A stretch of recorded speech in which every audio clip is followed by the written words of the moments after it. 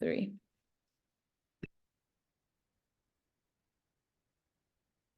The History of Newark Police Brutality by Amy Buenano.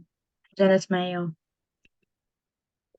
Thesis: The Newark riots of 1967, driven by long-standing police brutality and systemic discrimination against the African American community, led to riots versus the police brutality that is happening in today's time. What led to Newark riot? On July 12, 1967, John Smith, an African-American cab driver, was pulled over, arrested, because he drove his taxi around the police car and double-parked. The white police officer beat John Smith multiple times before taking him to the police station. The cab driver was charged with tailgating, and many Newark residents were outraged by the police reaction, and all of them gathered and started resisting by throwing bottles and rocks at the officer building.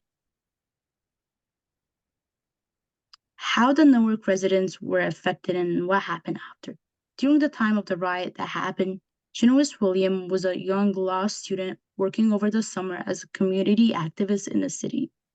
One time he was driving at night with his friend when they got pulled over by Newark police, and the Newark police was harassing them and treating them as inferior. And then in a video, one of my primary source, William says, in my car, there were law books because I was in between law school and working for the summer. So the officer saw when he was looking through his car, the officer saw the books that he had in his car, and he told the other police officers to leave him alone multiple times, 3 times, until they obeyed and left him alone.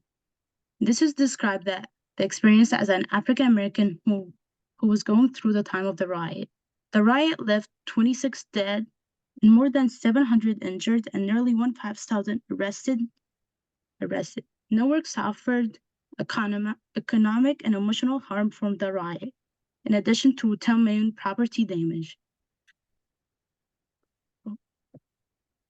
The Newark Rebellion and the Black Resistance. The rebellion took place in 12 and 17 of July during 1967. John Smith symbolized every African American man of how they were being treated by the police. African Americans didn't have many rights and they didn't have the privilege as white Americans. The riot of Newark represented the African American rebellion, and they were rebelling against their oppressor, and this has helped them to grow their power and have a Black leadership.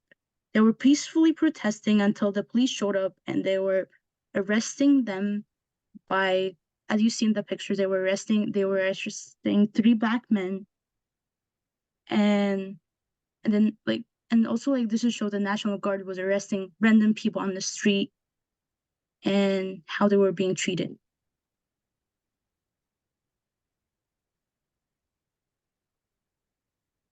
Okay. Police's point of view in the midst of all the riots. The police's point of view is important because you kind of see the escalation happen in their thinking, which leads to what you see today from the pictures. There's no sure reason as to why they arrested John Smith, as previously mentioned by Jana, was him driving carelessly. This included on the opposite side of the road and using foul language. Once the protests started, they saw it as a threat to the general public due to drinks being thrown and acts around that realm. Once they saw that the violence had escalated, they saw a need to use self-defense and weapons. The violence they inflicted in their eyes was only self-defense to protect themselves and the public's safety. Hence why they saw that the National Guard needed to take precedence in the matter and show up. Newark residents' oral history of how police brutality affected them. The oral history that is seen by the Newark community during these times are as follows. The first one being frustration. The residents of Newark were filled with fury and frustration because they knew that this was just the beginning of police brutality and racial profiling. So this kind of just got it started. From this point forward, they would only see more of racial profiling and police brutality, whether it's being pulled over because you fit the description. The next main way that they were affected was a feeling of being oppressed. Residents were disappointed in the police and what the police has caused because they felt that their basic rights were taken away and they were not being defended by the people whose job it was to protect them. Here are some other sayings from built up anger from Newark residents that they have said while the riots were happening. You ain't seen nothing yet. Burn, baby, burn. So this kind of just encompasses the frustration, the built up oppression that they kind of felt to a point where they really had no choice but to have their voices heard, which is therefore why they rioted. And on here you can see videos. Sorry, pictures. So you can see that this is Newark then and this is now. I'm pretty sure I've seen portobellos around when I've walked around Newark, but it's just to see the difference of what it was now, what it was then and what it is now.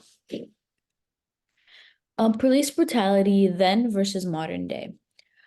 So police brutality has some significant improvements, but still has had some significant improvements, but still happens today, and we're nowhere close to eradicating it. A situation that caused a similar protest to John Smith's was the murder of an African American man named George Floyd. The story of the murder was that he went into a store and he was accused of giving the cashier a fake bill. They called the police and they pinned him down for 9 minutes, taking away his ability to breathe, which led to his death. Um, so the police essentially murdered him. This caused peaceful protests that turned into riots because police saw the need to use force. Going back to the comparison, the big similarity was that both of these movements and riots and protests caused unwavering impacts on the history today. Whether we take oral history from the Newark riots and you take oral history from George Floyd, they've caused major impacts.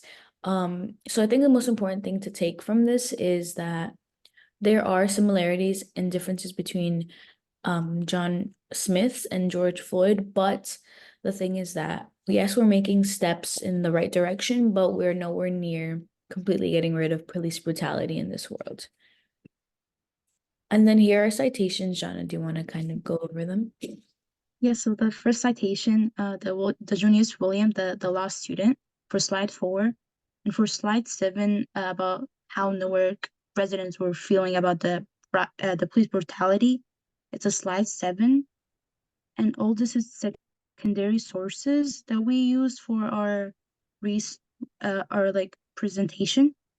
And for the next slide is for the picture that we use, and that's it. Yeah, that's all. Yep. Thank you for watching. Thank you. Okay. Pause recording.